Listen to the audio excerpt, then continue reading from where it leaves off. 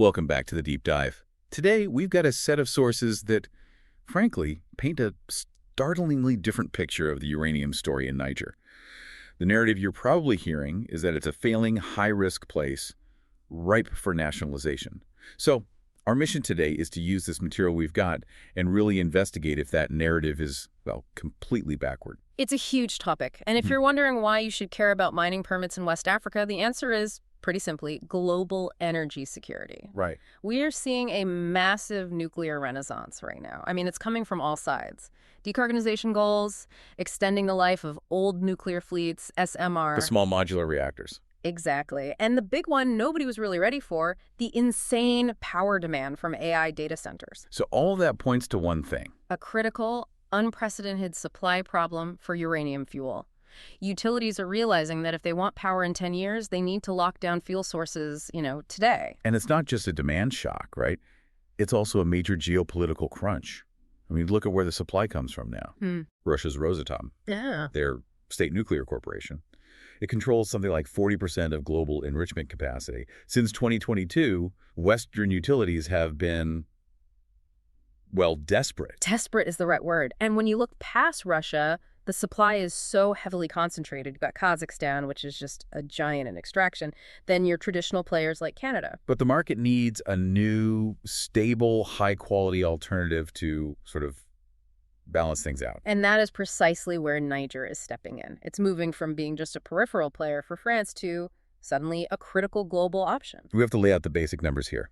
Niger holds the world's 7th largest uranium reserves. That's about 5% of everything we know is in the ground. Okay. But the real story, the value, is the grade of the rock. The grade is absolutely the key metric here. The DASA project, for example, which we'll get into, it boasts an average grade of 5,267 parts per million over its entire 23-year lifespan. Okay, hold on. 5,267 ppm. For anyone listening who isn't, deep in the mining world, how good is that? Is that a game changer? It is an absolute game changer. I mean, many viable mines in, say, North America are operating at grades below 1,000 ppm, sometimes way, way lower. Wow. So an average rate over 5,000 is just. It's exceptionally high. It means you get more uranium from every single ton of rock you mine. It lowers your costs, reduces your environmental footprint. These aren't just marginal deposits. These are strategically vital assets that the world needs to tap. So Niger has the reserves. It has the quality. Let's talk about the big shift, the shadow of the last 50 years that led to this moment. That's right. For decades, the landscape was defined by this classic colonial extraction model. Dominated by France's state-owned company, Orano. Used to be called Areva. And it wasn't a partnership. The critics, and that includes the new government, they argue it was a relationship that put French energy needs first, period. Uranium was often bought at below market rates, and crucially, projects could just go dormant indefinitely if it didn't suit Paris. Which basically sterilized the assets.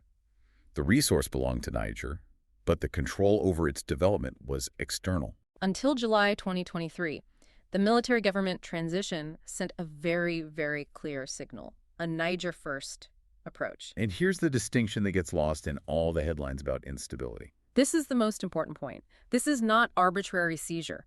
The government is simply enforcing its own pre-existing national mining laws. Laws that were always on the books. Always.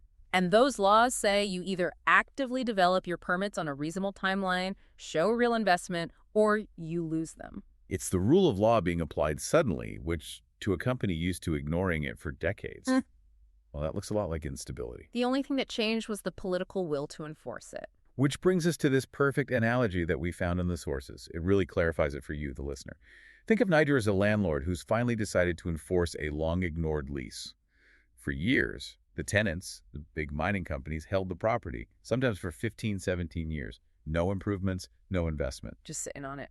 And now the new landlord is knocking on the door saying, you either start building what you promised or you move out. We need a tenant who will actually invest and deliver. It's a clean framework. It really is. The question for any company is simple.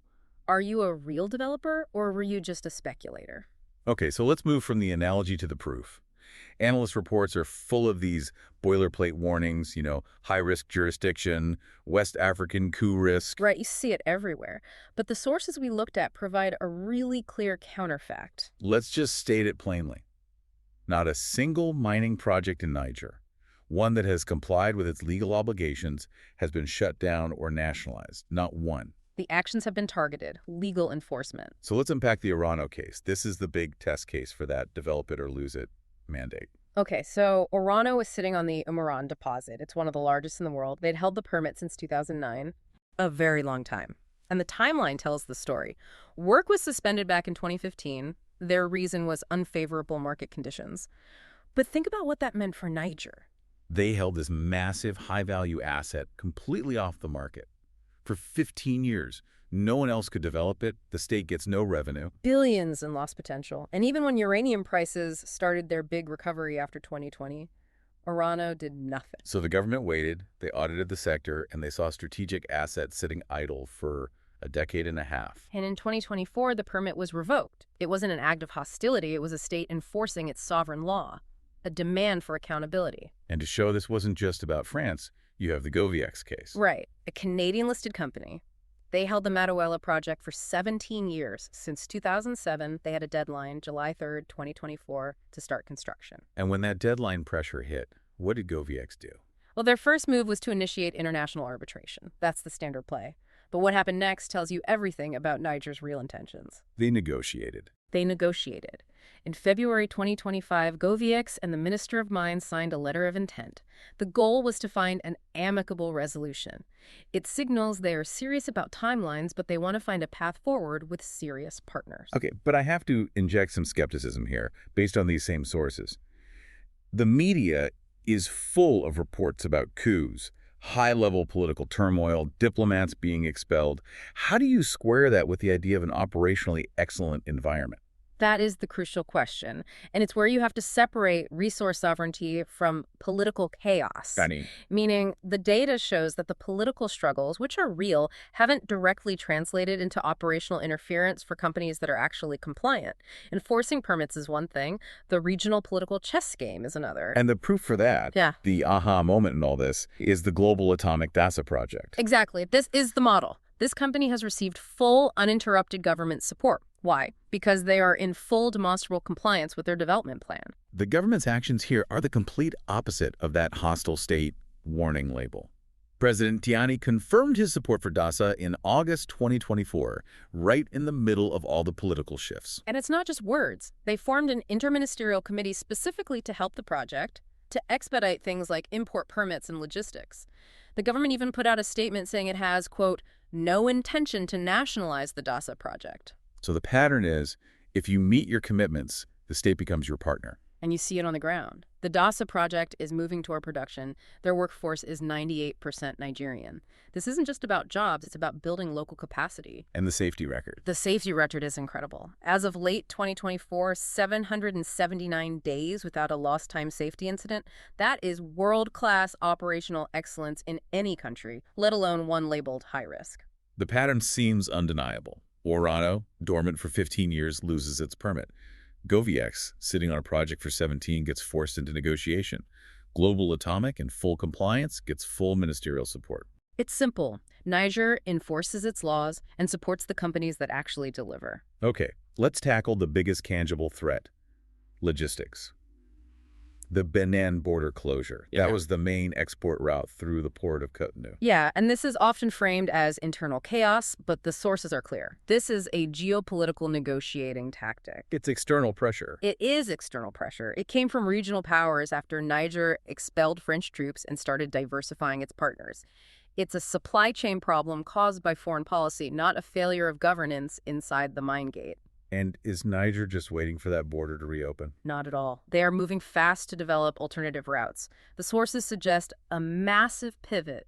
About 90% of their future exports will use the Trans-Saharan corridor through Nigeria. Which cuts out that old French-aligned port completely. It's a huge logistical shift, but it moves the problem from being an existential threat to a manageable operational challenge. It's the ultimate expression of their sovereignty. So let's redefine risk for the listener.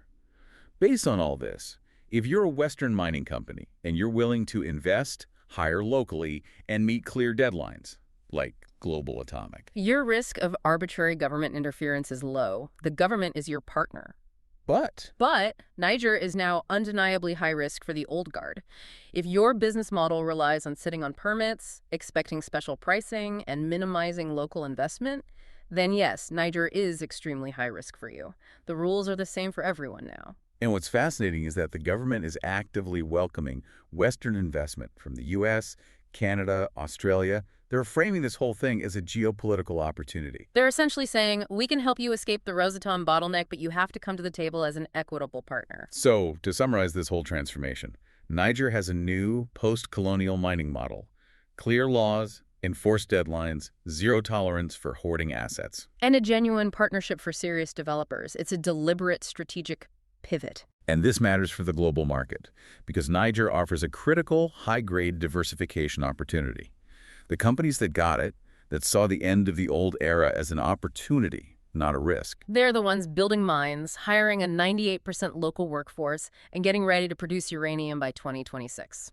Which leaves us with a final provocative thought for you to consider. The real risk for the global nuclear industry isn't doing business in Niger. The real risk is missing this crucial supply opportunity because of an outdated analysis that's still stuck in a past colonial era. And now that the terms of engagement have been so fundamentally changed in one resource-rich nation, you have to ask, how many other countries are watching and how many will follow Niger's model?